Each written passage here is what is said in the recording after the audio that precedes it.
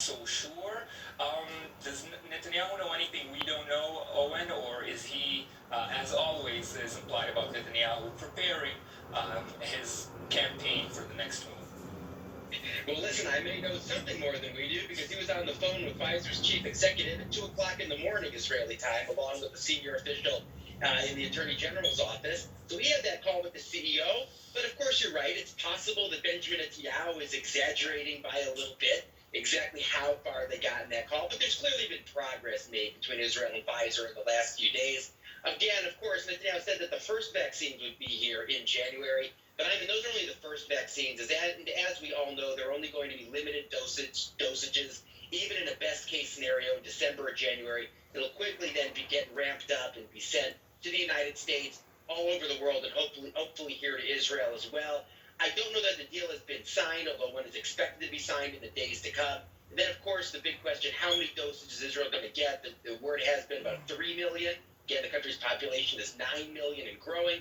And, of course, the most important question is when it's going to be coming and in what quantities at what points. I suspect there's still a lot of unknowns. There's clearly been progress made. But look, at the end of the day, we'll have the details. We'll know what was achieved or what wasn't.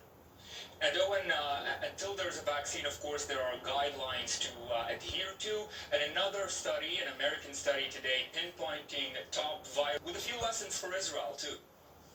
That's right. I'm in a lot of the places Israel's planning on opening in its coming stages of its exit strategy are potential virus hubs, which means obviously we need to be careful here in Israel. You know, as usual, there's a lot of commotion in exactly what Israel's exit strategy is and what's going to happen with it. Talk of a nighttime curfew that isn't supported by most of the ministers in the cabinet, and get this, isn't even supported by the experts in the health ministry.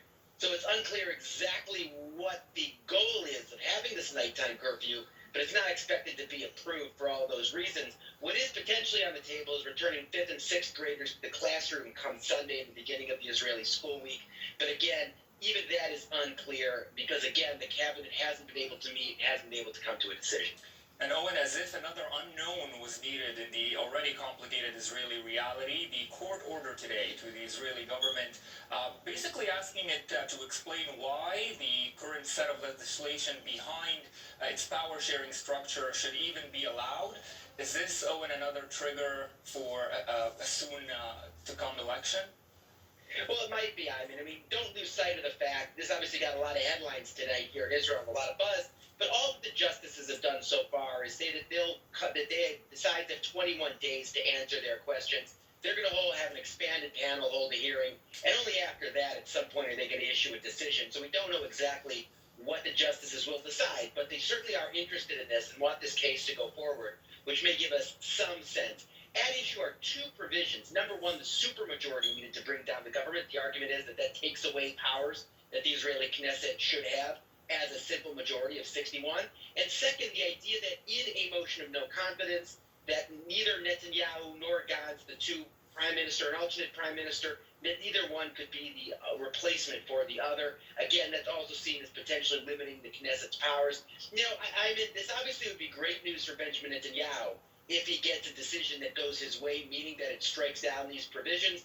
But you are hearing in the last few hours a lot of voices on the Israeli right that are very, very unhappy with the court doing this. I mean, just as in the United States, as you well know, right-wingers here in Israel are very, very wary of activist courts.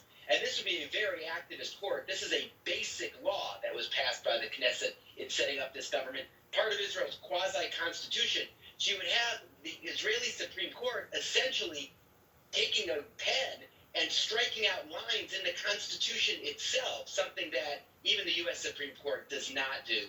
So again, obviously that would be very controversial, but you're right, certainly in the immediate term, it would be something that Benjamin Netanyahu would very much like, give him much more flexibility about when and how he leaves this government. All right, our Owen Alterman, thank you so much for joining us to break all of this down. Thank you, Owen. Well, Israel's exit from its second